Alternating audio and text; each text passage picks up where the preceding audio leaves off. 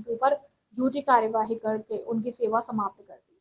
हम बात कर रहे हैं विकास खंड नारायणगंज के सुखराम कस्तूरबा गांधी बालिका आवासीय विद्यालय छात्रावास की। आपको बता दें कि शुक्रवार के दिन लगभग 40 से 50 छात्राएं अपने परिजनों के साथ जिला मुख्यालय पहुंची और छात्राओं के द्वारा बताया गया कि हमारा हॉस्टल वार्डन को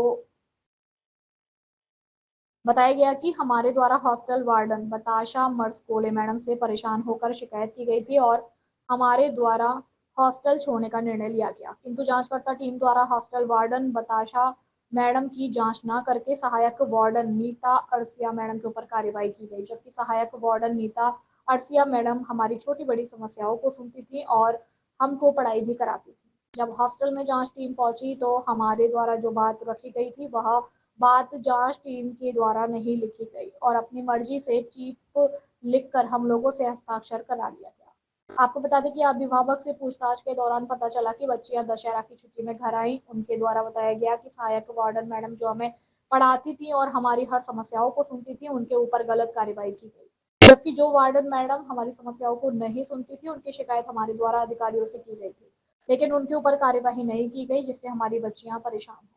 और बच्चियों ने बताया कि जो जांच टीम जांच करने आई थी उनके द्वारा हमारी बात नहीं सुनी गई है और पहले से लिखकर जो आवेदन लाया गया था उसमें हमसे हस्ताक्षर करा लिए गए।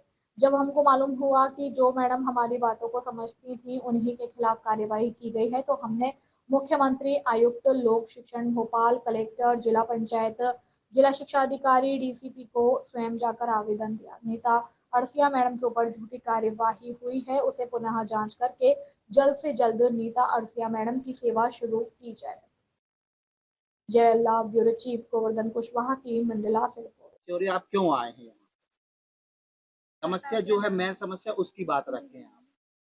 क्या समस्या हो रही है? दर्जी पैट के लिए गए थे तो बोल रही थी कि खाते हो कि घर में ले जाते हो, बार बार आते हो करके बोले। आप बताएं क्या समस्या हो रही है?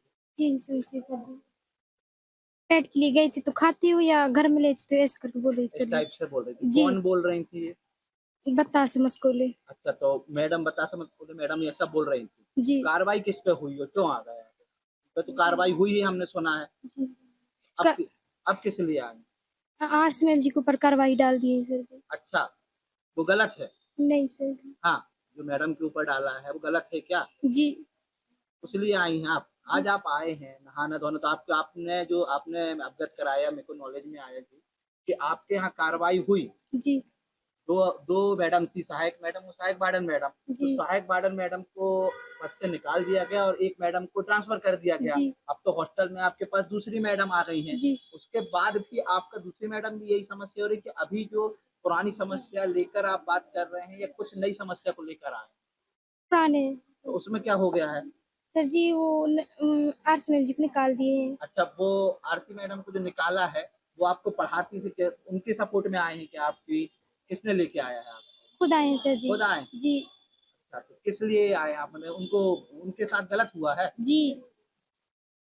आपकी बच्ची आप लेकर आए हैं जी। क्या कारण था और इतनी क्या समस्या हो गई थी कि पढ़ाई छोड़ के बच्चियों को आपको कलेक्ट्रेट लेके आना पड़ा? जी सर, इसमें बच्चों को परेशानी आता था, पानी की कमी होता था तो नहाने भी नहीं देता था। बताया कि जी। हॉस्टल अधीक्षक की शिकायत हुई थी। जी। किस हॉस्टल की अधीक्षक की शिकायत हुई थी और किसको निकाल दिया गया? क्या किस लिए आए थे यहाँ? नहाने के लिए क्या प्रॉब्लम? जी सर, ये वो बतासा मर्सकोले को शिकायत की थी और जो सहायिका है अनीता आरसिया मैडम जी, उसकी नहीं की थी सर। अच्छा। और उसको है तो पद से हटा दिए हैं। अच्छा, आप जब जांच हो रही थी हॉस्टल में तब आप वहाँ थे? सर थोड़ी लेट पहुंचे थे सर हम। तो कुछ जानकारी मिली थी और आपने साइन किया था क्या? शायद सर हम इस वजह से नहीं की थी सर। हाँ। कि वो आरसिया मैडम जी को गलती नहीं था उसका, इसलिए हम नहीं किए थे। उनको लगता है। जी। आपके ये किसने बताया आपको?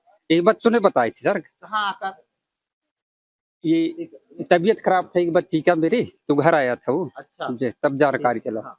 इसमें बच्ची हॉस्टल से आपके पास आई हैं और जांच की मांग कर रही है कि जो जांच हुई थी हॉस्टल में हमारा पक्ष नहीं रखा गया और हमारी बात नहीं सुनी गई और जो मैडम 19 साल से सहायक मैडम पढ़ा रही हैं वह हमें पढ़ा रही थी और हमारी बात मान रही थी।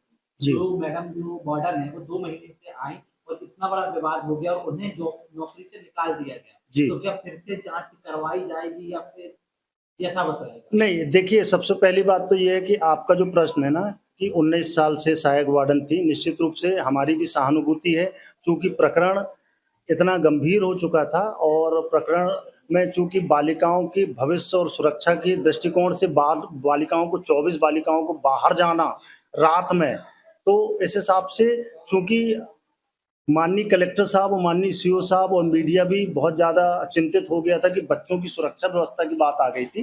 तो हम लोगों ने ये सोचा कि सबसे पहले तो बालिकाओं को ढूंढा जाए और हम लोग आनन-फानन मैं स्टाफ के साथ बीआरसीसी और सब लोग गए वहाँ पर और अच्छा ये रहा कि बालिकाएँ जो है थोड़ी दूर में मिल गईं, पहली बात। दूसरी बात जाँच संस्थित करी हम लोगों ने, जाँच प्रतिवेदन में जाँच में करीब 6 जो थे सदस्य रहते हैं उसमें और जांच समिति के जो निष्कर्ष आया, निष्कर्ष की फाइंडिंग के उपरांत हम लोग ने जिला नियुक्ति समिति के जो माननीय कलेक्टर साहब अध्यक्ष होते हैं और 6-7 मेंबर्स होते हैं, उनके द्वारा ये निर्णय पारित किया गया कि वार्डन जो है उनको हम उनकी मूल संस्था में चूंकि वो मूलभूत शिक्षक होती हैं और वो अतिरिक्त दायित्व का निर्वहन करती हैं, तो हम लोगों ने ये सोचा कि वार्डन की भी रिस्पॉन्सिबिलिटी फिक्स करते हैं, क्योंकि वार्डन की गलती इसलिए क्योंकि वार्डन बच्चों को डराती थी, डांटती थी, धमकाती थी।